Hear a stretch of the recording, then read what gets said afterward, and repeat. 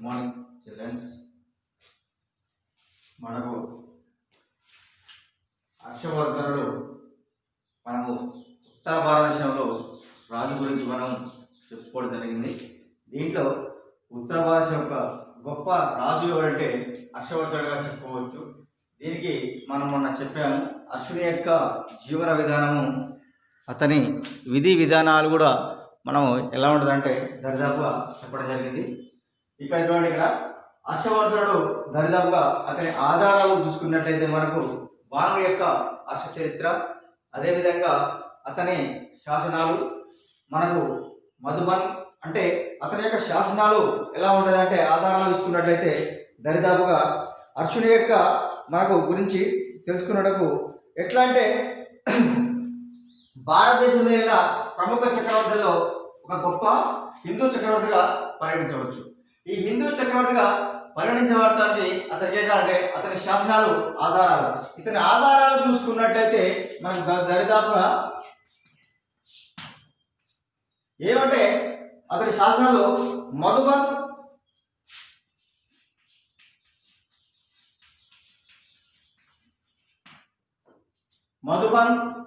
సోనేపట్,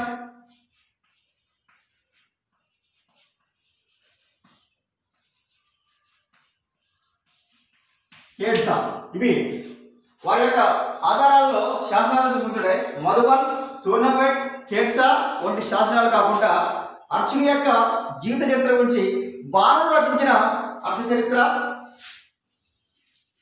బాణుడి యొక్క హర్ష చరిత్ర, తర్వాత కాదంబరి, ఈ రచనలు కూడా మనకు ముఖ్యంగా ఇక్కడ ఆధారాలు కనిపిస్తున్నాయి. అంటే హర్షుడి యొక్క జీవన విధానంలో ముందు ఏ విధంగా అతని ఆధారాలు చూసుకుంటే అతని గురించి తెలియజేయడానికి మధుబన్ శాసనం చెప్పవచ్చు, సోనేపట్, కేడ్సా వంటి శాసనాలు, అదేవిధంగా బాణుడు రచించినటువంటి హర్ష చరిత్ర కూడా, కాదంబరి కూడా హర్షుని యొక్క గొప్పతనాన్ని వివరిస్తున్నాయి. అదేవిధంగా మనం చూసుకున్నట్లయితే దరిదాపు ఇక్కడ ఏం కనిపిస్తుందంటే హర్షుని నాణాలు, ముద్రాలు, హర్షుని యొక్క నాణాలు,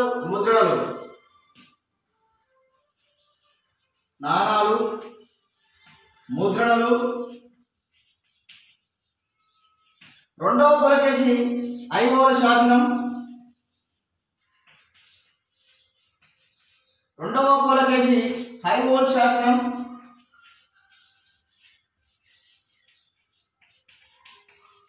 ఉయాన్సాన్ రచనలు, ఇవి హర్షుని యొక్క ముఖ్య ఆధారాలుగా చెప్పవచ్చు. ఈ ఆధారాల ప్రకారమే ఉత్తర భారతదేశంలో ఒక గొప్ప చక్రవర్తిగా, హిందూ చక్రవర్తిగా ఒక రికార్డ్ స్థాయిలో పరిపాలన చేసింది కాబట్టి ఇది చెప్పవచ్చు. అంటే ఇక్కడ చూడండి, మధుబన్, సోనేపట్, కేడ్సా, బాణుడి యొక్క హర్ష చరిత్ర, కాదంబరి, అతని నాణాలు, ముద్రణలు, అదేవిధంగా రెండో పులకేశి యొక్క ఐహోల్ శాసనంలో ఇక్కడ హర్షుని గురించి కూడా తెలియజేస్తుంది. అదేవిధంగా హర్షుని కాలంలో చైనా యాత్రికుడు అయినటువంటి ఉయాన్సాంగ్ రచనలో ద సీకి అనే గ్రంథంలో కూడా ఇతని హర్షుని గురించి తెలియజేయడం జరుగుతుంది. ఈ గ్రంథాలు కూడా చెప్పవచ్చు. అంటే దరిదాపుగా ఇక్కడ చూడండి, ఇక్కడ సింహాసనాన్ని అధిష్ఠించడానికి కారణాలు, అసలు సింహాసనానికి ఎలా వచ్చాడు అంటే దరిదాపుగా ఇక్కడ చూడండి, ఇక్కడ ఏం జరిగిందంటే మనకు నేను చెప్పాను నేనే, రాజవర్ధనుడు తర్వాత మనకు ఇక్కడ చూడండి హర్షుడి సోదరుడు రాజవర్ధనుడు గౌడ శశాంకుడిగా బలైపోతాడు. హర్షుడి సోదరుడు రాజవర్ధనుడు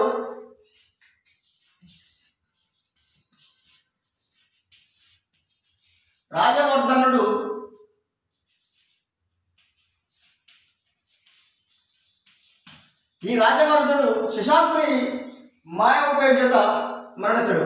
చనిపోయిన తర్వాత అన్న చనిపోయిన కుట్రకు అతనిపై పగ తీర్చుకోవాలి శశాంకునిపై. హర్షుడు తదేకంగా ఆలోచిస్తూ తన చెల్లె భర్త చంపేందుకు కూడా పగ తీర్చుకోవాలని ఆయన ఈ విపత్కర పరిస్థితిలో హర్షుడు క్రీస్తు 606లో సింహాసనాన్ని రావడం జరుగుతుంది. హర్షుడు 606లో సింహాసనాన్ని అతను అధిష్ఠించి తన పరిపాలన కొనసాగిస్తాడు. అంటే దరిదాపుపై ఎలా పరిపాలిస్తారంటే ఇతన్ని విజయాలు చూసుకున్నట్లయితే మనకు సోదరి రాజశ్రీ చెరసాల పాలైంది. ఇట్టి క్లిష్ట పరిస్థితిలో అతను మంత్రి మండి సలహాపై తన అన్నను చంపినందుకు పగ తీర్చుకోవాలి, తన బావని చంపినందుకు పగ తీర్చుకోవాలి, తన చెల్లెని కాపాడుకోవాలి. అసలు చెల్లె ఎడిపోయింది, చెల్లె ఉన్నటువంటి ముందు లక్ష్యాలుగా అతని కళ్ళ ముందు కనిపించినాయి. ఇలాంటి విపత్కర పరిస్థితిలో మంత్రి మండలి సలహా ప్రకారమే మంత్రి మండలి సలహా ప్రకారం రిలీజ్ అంటే 606 సింహాసనాన్ని అతను అర్షుడు సింహాసనాన్ని అధిష్ఠిస్తాడు. అర్షుడు సింహాసనం అధిష్ఠించిన వెంటనే కామరూప పాల్పడిన భాస్కర వర్మతో ఇతను స్నేహం చేస్తాడు. అర్షుడు సింహాసనాన్ని ఎప్పుడైతే అధిష్ఠిస్తాడో అధిష్ఠించిన తర్వాత వెంటనే ఇతను ఏం చేస్తాడంటే కామరూప పాలకుడైన భాస్కర వర్మతోని ఇతను స్నేహ సంబంధాలు నెలకొల్పుతాడు. భాస్కర వర్మ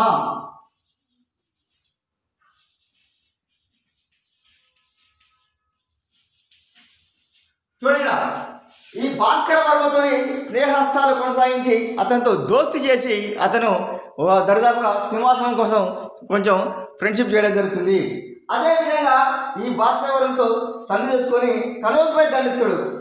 భాస్కర వర్మతో సంధి చేసుకొని కనోజ్పై దండ ఎత్తి దాన్ని ఆక్రమిస్తాడు. కనోజ్పై దాడి చేస్తాడు అర్షుడు. కనోజ్ ఈ కనోజ్పై దాడి చేసి దాన్ని రాజ్యంలో కలుపుకోవడం జరుగుతుంది. అదేవిధంగా అర్షుడు తర్వాత ఈ కనోజ్పై దాడి చేసి తన చెల్లెలు ఎడిపోయిందనే అతను ఆలోచించుకుంటూ వింధ్య పర్వతాలు కూడా పోవడం జరుగుతుంది. ఈ కనోజ్పై దాడి చేసిన తర్వాత వెంటనే దీంతో గౌడ రాజ్యం పశ్చిమ తూర్పు దిశ నుండి దండయాత్రకు గురై ప్రమాదం అయిపోయింది. దీంట్లో కనోజ్పై దాడి చేసినప్పుడు పశ్చిమ రాజ్యం అంటే గౌడ రాజ్యం కూడా ఇది కూడా బలైపోయింది. ఈ గౌడ రాజ్యంపై కూడా దాడి చేస్తాడు.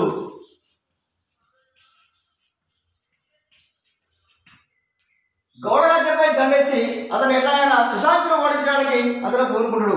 అయితే తర్వాత ఈ తూర్పు దిశ నుండి దండయాత్రకు ప్రమాదం ఏర్పడింది. కానీ ఈలోపు రాజశ్రీ చెరసాలను తప్పించుకొని పారిపోద్ది. ఎప్పుడైతే గౌడ రాజ్యంపై దాడి చేస్తాడో కనోజ్పై దాడి చేసి ఈ రెండింటిపై దాడి చేస్తాడో ఈ దాడి క్రమంలోనే తన చెల్లె ఈ రాజశ్రీ ఏం చేస్తాడంటే గృహబంధంలో ఉంటుంది.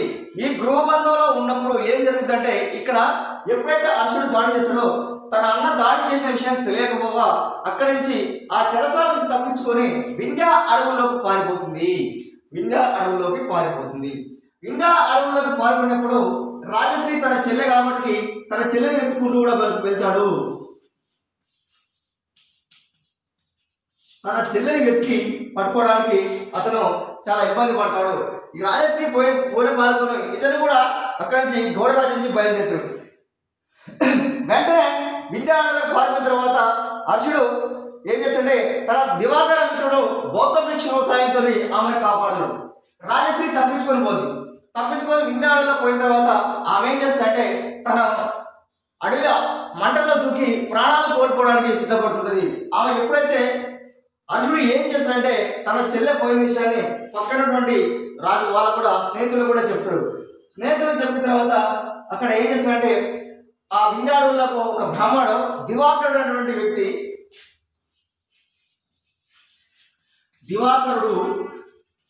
అనేటువంటి వ్యక్తి ఏం చేశాడంటే రాజశ్రీ మంటలో దూకపోయే ఒక బౌద్ధ భిక్షువు దివాకరుడు దూకపోయే సమయానికి రాజశ్రీని కాపాడాడు. రాజశ్రీని కాపాడి ఈ విషయాన్ని అర్షుడికి తెలియజేస్తే అర్షుడు స్వయంగా వింధ్యాడవులకు వచ్చేస్తాడు.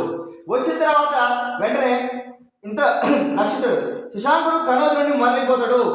ఎప్పుడైతే దివాకరుడు రాజశ్రీని కాపాడాడో తన చెల్లెని కాపాడేందుకు దివాకరుడు దగ్గరికి రాజశ్రీ మన అర్షుడు రావడం జరుగుతుంది. వచ్చిన తర్వాత తన చెల్లెని తీసుకొని పోతాడు.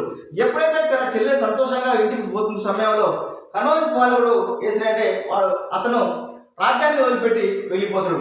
వెళ్ళిపోయిన తర్వాత ఆ కనోజ్ రాజ్యాన్ని తీసుకొని మంత్రిమండలి సలహా ప్రకారమే ఈ కనోజ్ రాజ్యంపై దాడి చేసి కూడా దాన్ని స్థానేశ్వరంలో కలుపుకొని అప్పుడు అర్షుడు దానికి ఏం చేస్తాడంటే తను దరిదాపుగా ఆ సామ్రాజ్యాన్ని తీసుకొని స్థానేశ్వరం కనోజ్ రాజ్యాలు రెండుగా ఒకటేస్తాడు. ఒకటి స్థానేశ్వరాన్ని కనోజ్ను రెండుగా చేసి అతను ఏం చేస్తాడంటే ఎప్పుడైతే ఈ రెండు సామ్రాజ్యాలు తన రాజ్యాలను తనలో విలీనం చేసుకుంటాడో, విలీనం చేసుకున్న తర్వాత అతనికి శిలాదిత్య అనే బిరుదు కూడా రావడం జరుగుతుంది. శిలాదిత్య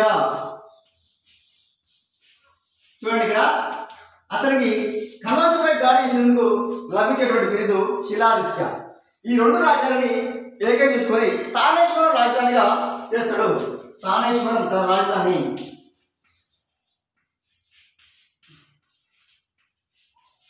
స్థానేశ్వరం తన రాజధానిగా చేసుకొని తన పరిపాలన కొనసాగిస్తాడు. ఇక్కడ చూడండి, ఇక్కడ ఈ స్థానేశ్వరం రాజధానితోనే అతను ఏం చేస్తాడంటే దరిదాపుగా కనౌజ్ రాజాధిపతుల ప్రతిష్టను, అధికారాన్ని, ఆర్థిక వనరులు పెంచుతుంది. ఇక్కడ చూడండి, ఇక్కడ ఈ కనౌజు ఎప్పుడైతే కనౌజ్పై దాడి చేస్తారో అక్కడ ఉన్నటువంటి ఆర్థిక, రాజకీయ వివిధ ప్రాంతాలటువంటి వాళ్ళన్నీ కూడా కనౌజ్ ప్రాంతానికి తరలి వస్తాయి.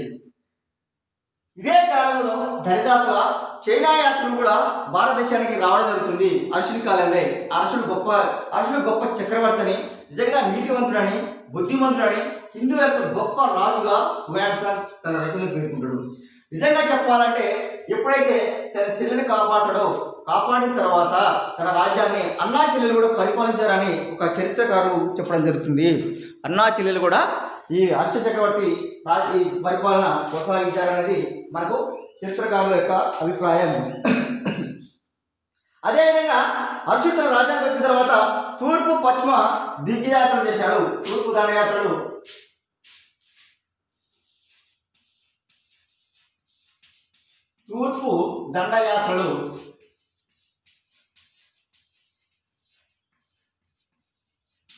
చూడండి, ఇక్కడ ఎప్పుడైతే అర్జునుడు రాజ్యానికి వస్తాడో ఇక ఆగకుండా తూర్పు దండయాత్రలు చేయడం జరుగుతుంది.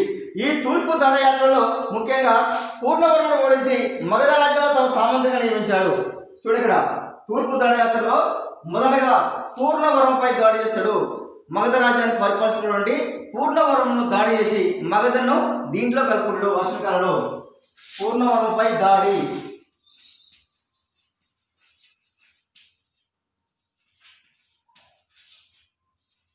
ఇది మగధ కాలం అని చెప్పవచ్చు. దీన్ని ఏం చేస్తాడంటే తన రాజ్యంలో కనౌజ్ రాజ్యంలో కలుపుకుంటాడు. పూర్ణవర్మపై దాడి చేసి అతను ఆక్రమించి తన సామ్రాజ్యాన్ని దాడిలో చేసుకుంటాడు. అదేవిధంగా మార్గంలో ఉన్న అయోధ్య, ప్రయాగ, శ్రావస్తి, కపిల, ఇవన్నీ అయోధ్య తర్వాత శ్రావస్తి మిగతా రాజ్యాలు కూడా పై దాడి చేస్తాడు. అయోధ్య,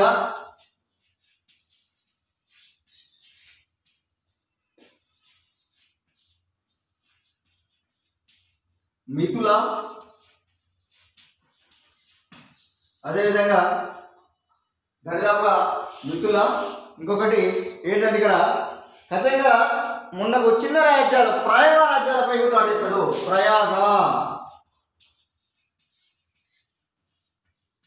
చూడండి, ఫస్ట్ హర్ష చక్రవర్తి తూర్పు దండయాత్ర చేశాడు. ఈ తూర్పు దండయాత్రలో మొదటగా పూర్ణవర్మపై దాడి చేశాడు. ఈ పూర్ణవర్మపై దాడి చేసి అతని తర్వాత అయోధ్యపై దాడి చేస్తాడు. అయోధ్యపై దాడి చేసి దాన్ని ఆక్రమించుకొని శ్రావస్తిని ఆక్రమిస్తాడు. ఈ శ్రావస్తిని కూడా దాంట్లో ఆక్రమించుకొని తన సామ్రాజ్యాలు విలీనం చేసుకున్నాడు. తర్వాత ప్రయాగాన్ని మిథుల రాజ్యాలపై చిన్న చిన్న రాజ్యాలపై దాడి చేసి తన దిగ్విజయ యాత్రని అతను తూర్పు యాత్రగా చెప్పవచ్చు. అదేవిధంగా మనకు దాదాపుగా క్రిశకం 619లో శశాంకుడు బెంగాల్, దక్షిణ బిహార్ వర్షాలపై ఆధిపత్యం వహించినట్లు శాసనాలు బౌద్ధ రచనలు. అయితే శశాంకుడు ఏం చేస్తాడంటే తూర్పు బెంగాల్కు పారిపోయాడు. బెంగాల్కి పారిపోయినప్పుడు అక్కడ కూడా తన స్వతంత్ర రాజ్యాన్ని నిలుపుకుంటాడు. అయితే ఈ విషయాన్ని ఏం చేస్తాడంటే ఇక్కడ హర్షవర్ధనుడికి తెలిసిపోతుంది శశాంకుడు బెంగాల్ పరిపాలిస్తున్నాడని. తర్వాత వెంటనే ఏం చేస్తాడంటే ఇక దాదాపుగా శశాంకుడు బెంగాల్, బీహార్ వర్షాలపై ఆధిపత్యాన్ని చెలాయిస్తాడు. బెంగాల్,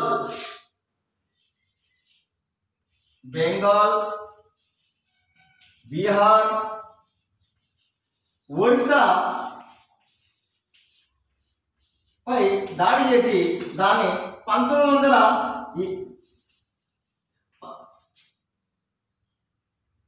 క్రీస్తు 620లో దాడి చేసింది.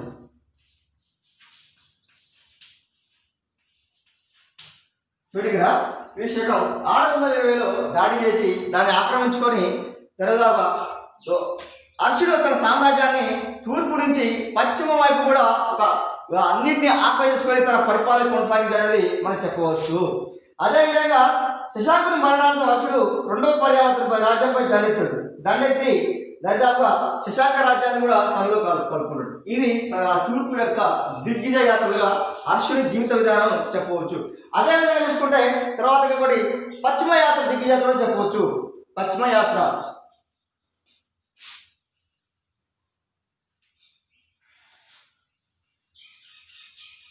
పశ్చిమ దండయాత్రలు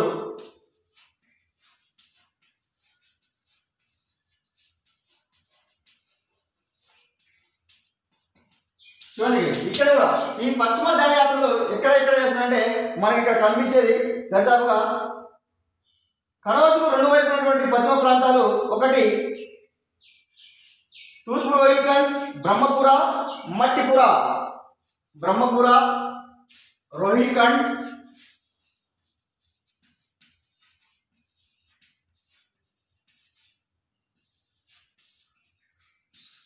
బ్రహ్మపుర,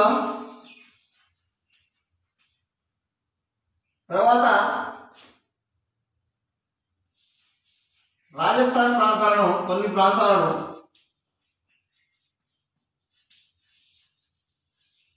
ప్రాంతాలుగా చెప్పవచ్చు. చూడండి ఇక్కడ పశ్చిమ దండలో రోహిల్ఖండ్, బ్రహ్మపురం, రాజస్థాన్లో కొన్ని ప్రాంతాలు కూడా తన ఆధీనాలకు తెచ్చుకోవడం జరిగింది అనేది ఇతను పశ్చిమ దండాతులకు ఒక ముఖ్యంగా చూసుకోవచ్చు. అదేవిధంగా మనకు చూసినట్లయితే దరిదాపుగా ఇక్కడ చూడండి ఈ రాజస్థాన్ ప్రాంతంలో కూడా ఇతను దండయాత్ర చేసుకొని అర్ష సామ్రాజ్యాన్ని ఉత్తర భారతదేశం కూడా దక్షిణ భారతదేశానికి కూడా కలిపాడు. అదేవిధంగా మాల్వాపై కూడా ఇదే స్థాయిలో దండయాత్ర చేస్తారు. మాల్వాపై దండయాత్ర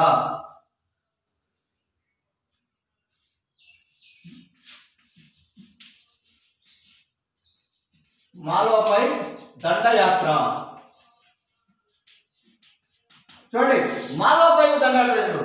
ఈ మాధవపై దండయాత్ర చేసి ఏం చేస్తారంటే ఇక్కడ దేవగుప్తుని సోదరుడు మాధవగుప్తుని మాల్వా సింహాసనం లిపి మాల్వాపై దండెత్తి దాన్ని స్వాధీనం చేసుకుంటాడు. దాన్ని స్వాధీనం చేసుకొని ఏం చేస్తారంటే ఈ మాల్వాపై దండెత్తిన తర్వాత ఆ సామ్రాజ్యాన్ని ఎక్కడ చేస్తారంటే దాదాపుగా దేవగుప్తుని సోదరుడు దేవగుప్తుడు సోదరుడు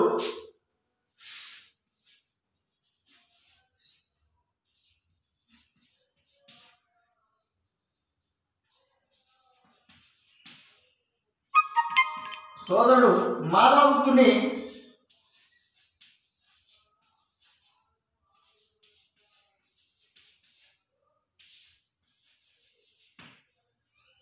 మాల్వాని పరిపాలిస్తుంది ఎవరంటే దేవగుప్తుడు. ఆ దేవగుప్తుడు చనిపోయిన తర్వాత అతని సోదరుడు మాధవగుప్తుని ఆ మాల్వాపై అతని సింహాసనం ఇచ్చేసి అక్కడ కూర్చోబెట్టి అతనికి ఉపయోగపడి జరుగుతుంది అతని సోదరుడు. అంటే దరిదాపుగా చూడండి అర్షుడు తన నీతివంతుడుగా చెప్పవచ్చు. ఇది అతని సామంతగా చేసుకొని తన పరిపాలన మాధవగుప్తుని తన సామంతగా చేసుకున్నాడు. సామంతగా చేసుకొని పరిపాలన కొనసాగించాడు. ఇది మాల్వాపై దండయాత్రగా మనం చెప్పవచ్చు.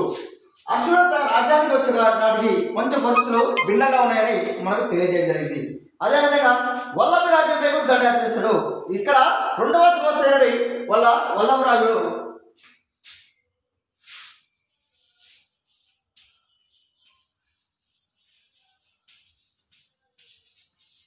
వల్లభి రాజ్యంపై దాడి చూడండి. వల్లభి రాజ్యంపై దాడి అక్కడ ధ్రువసేనుని ఓడించడం జరుగుతుంది.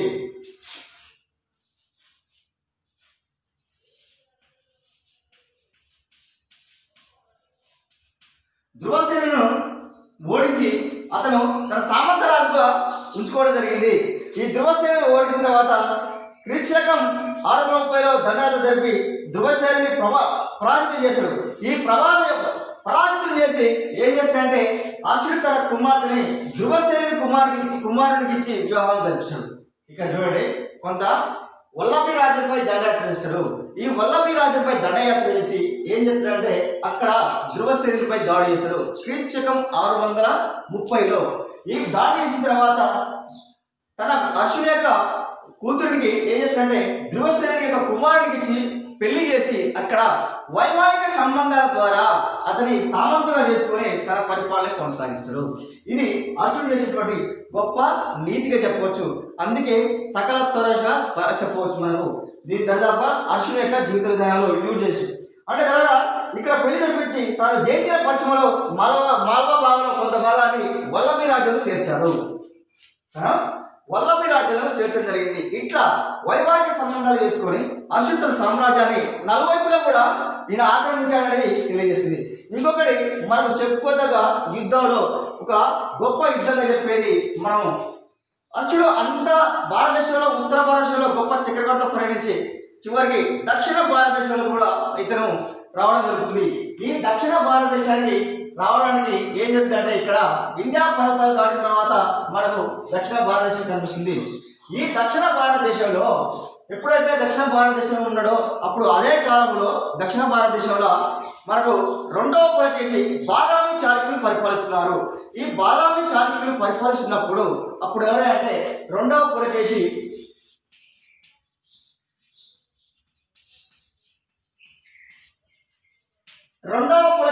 పై దాడి చేస్తాడు.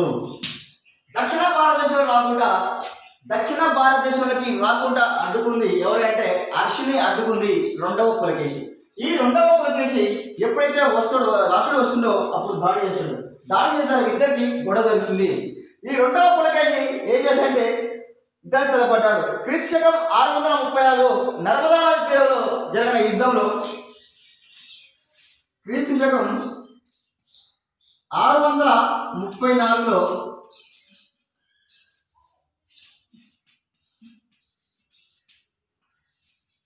నర్మదా నది వద్ద యుద్ధం జరుగుతుంది.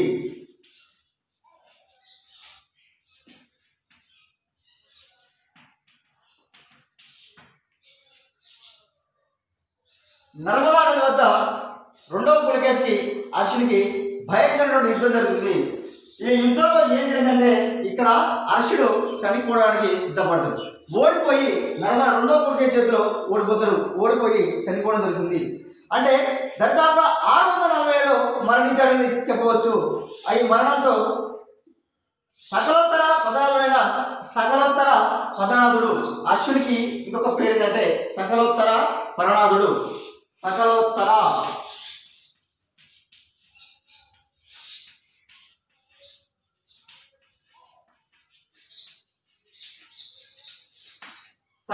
పరనాథుడు అర్షుడు ఏం చేశాడంటే చివరికి రెండవ పులకేశి అతను దక్షిణ భారతదేశానికి దండయాత్ర వచ్చిన తర్వాత ఇక్కడ భయంకరమైన యుద్ధం జరుగుతుంది. ఈ నర్మదా నది వద్ద భయంకరమైన యుద్ధం జరిగి ఎవరెవరికంటే అర్షుడికి రెండవ పులకేశికి జరిగిన యుద్ధంలో 647లో మనకు యుద్ధం జరుగుతుంది. చివరికి ఇతను అర్షుడు మరణించిపోయిన తర్వాత అతని దక్షిణ దండయాత్ర అతని కళగా మిగిలిపోతున్నది మనం చెప్పవచ్చు. అదేవిధంగా ఇక్కడ హిందూ దేశంలో రాజకీయ ఐక్యత రచించి అనేక చిన్న స్వతంత్ర రాజ్యాలు వెలిశాయి. ఎప్పుడైతే అర్జునుడు మరణిస్తాడో అర్జున చక్రవర్తి మరణించిన తర్వాత ఉత్తర భారతదేశంలో అనేక చిన్న రాజ్యాలు తన స్వతంత్రాన్ని ప్రకటించుకొని నిజంగా చెప్పాలంటే అర్జునుడు నీతివంతుడు, జ్ఞానవంతుడు, సంగీత ప్రియుడు, చాలా గొప్ప చక్రవర్తిగా మనం పేరు చెప్పవచ్చు. ఇలాంటి చక్రవర్తి భారతదేశంలో ఉత్తర భారతదేశంలో ఏ చక్రవర్తి హిందూ చక్రవర్తి దొరకడం అనేది మనకి ఇక్కడ కనిపిస్తుంది. అదేవిధంగా చూసుకున్నట్టయితే దాదాపుగా మనకు అర్జునుడు చైనాతో సంబంధాలు కూడా పెట్టుకోవడం జరిగింది. అర్జునుడు చైనాతో సంబంధాలు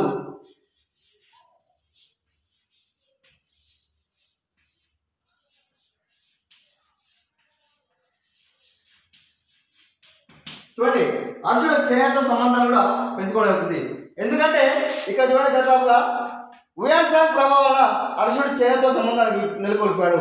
క్రీస్తు 641లో అర్జునుడు తన రాయబారిగా చైనాకు వచ్చాడు. చూడండి, క్రీస్తు 641లో అర్జునుడు ఎందుకంటే ఇతను ఆల్రెడీ వచ్చి ఉంటాడు, చైనాతో సంబంధాలు పెంచుకొని ఇతని కాలంలోనే ఉయాన్ సాంగ్ రావడం జరుగుతుంది.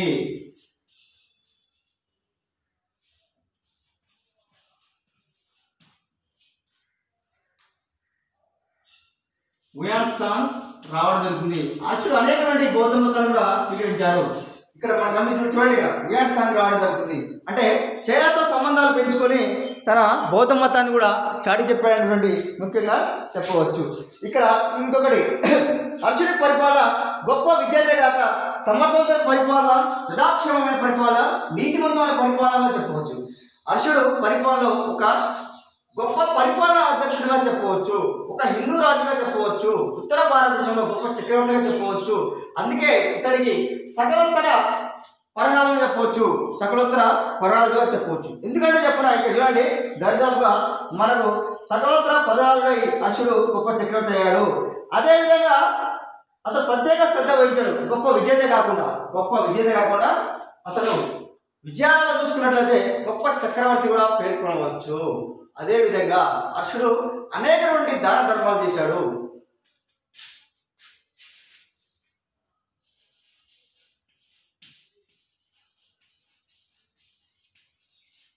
అర్జునుడు అనేకటువంటి దాన ధర్మాలు చేశాడు. ఈ దాన ధర్మాలు చూసుకున్నట్లయితే అతను నిజంగా నీతిమంతుడు చెప్పవచ్చు, ఒక విద్యార్థి కాకుండా అనేకటువంటి కౌరవులు బోధించాలని తెలియజేస్తుంది. అర్జునుడు గొప్ప దానశీలి, బీదలకు అనాథలకు దాన ధర్మం చేయడం గొప్ప. ఇంకా చూడండి, ఇక్కడ అర్జునుడు గొప్ప దానశీలి, అనేకటువంటి బీదలకు అనేకటువంటి ప్రజలకు వారి యొక్క ప్రేమని తెలుసుకొని తన ఉన్న సంపదను మొత్తం కూడా కొంతవరకు ఇచ్చేవాడు. నిజంగా చెప్పాలంటే గొప్ప దానశీలి. కర్ణుడు తర్వాత మనకు చూపించేటువంటి దానశీలిలో మనకు చరిత్రలో చూసుకున్నట్లయితే అర్జునుడు కూడా కనిపిస్తున్నాడు. అంటే తాను సంపాదించిన దాంట్లో దరిదాపుగా ఇతను మహాప్రయాగ మహామోక్ష పరిషత్ అంటే దాన్ని నిర్వహించి అక్కడ ఏం చేస్తాడంటే ప్రతి 5 సంవత్సరాలకు ఒకసారి ఇతను దాన్ని కూడబెట్టుకున్నంత ధనాన్ని మొత్తం ఇతను పేదలకు పంచి అతను వెళ్ళిపోవడం జరుగుతుంది. అది బంగారం, వెండి, డబ్బు, దాన ధర్మాలు కాకుండా ఓన్లీ పేదలకు చేసి మహామోక్ష పరిషత్ నిర్వహించి అక్కడ ఉన్నదాన్ని మొత్తం పూర్తిగా పేదలకు పంచిపెట్టి చాలా ఒట్టి చేతులతోని రిక్త హస్తాలతో కూడా రాజ్యానికి వచ్చేటువంటి గొప్ప చక్రవర్తి అంటే ఇక్కడ మనకు అర్జునుడు కనిపిస్తున్నాడు. తన చెల్లె తెచ్చేటువంటి బట్టలు కట్టుకొని ఉన్న సొమ్మంతం పేద ప్రజలకు పంచిపెట్టినటువంటి గొప్ప చక్రవర్తి ఎవరంటే మనకు హర్ష చక్రవర్తిగా చెప్పవచ్చు. అలాంటి గొప్ప దానశీలిగా మనం చూపించవచ్చు. ఇలాంటి దానశీలి ఎక్కడ లభించడం అనేది మనకు కనిపిస్తుంది. ఇది నిజంగా చెప్పాలంటే అర్జునుడి యొక్క చరిత్ర చూసుకున్నట్లయితే అతడు గొప్ప కవిగా చెప్పవచ్చు. అంటే దాదాపుగా ఇతడు అర్జునుడు దాన ధర్మంలో అశోకుని మించినటువంటి అశోకునికి సమానంగా కూడా దాన ధర్మాలు చేసిందని చెప్పవచ్చు. అతను అంటు రోగులకు వ్యాధిగ్రస్తులకు కూడా సదాగా ఇల్లు కట్టించి పాఠశాలలకు నీటి సదుపాయం కూడా కల్పించి పేద ప్రజల పెళ్లిది ఆశా జ్యోతి నిరాడంబరమైన వ్యక్తిగా మనం ఇక్కడ ఎవరు చెప్పాలంటే హర్ష చక్రవర్తిగా చెప్పవచ్చు. ఇలాంటి గొప్ప మహోన్నతమైన వ్యక్తి ఇక మన ఉత్తర భారతదేశంలో దొరకడం అనేది కూడా నిజంగా అది మనకు తెలియజేస్తుంది. ఎందుకంటే అలాంటి చక్రవర్తి ఇంకా మనకు ప్రజల గుండెల్లో లేడనేది చెప్పవచ్చు. అదేవిధంగా అర్జునుడి మతం కూడా గురించి భిన్నాభిప్రాయాలు అశోకుడి బౌద్ధమతం స్వీకరించి ప్రచారం చేశాడు.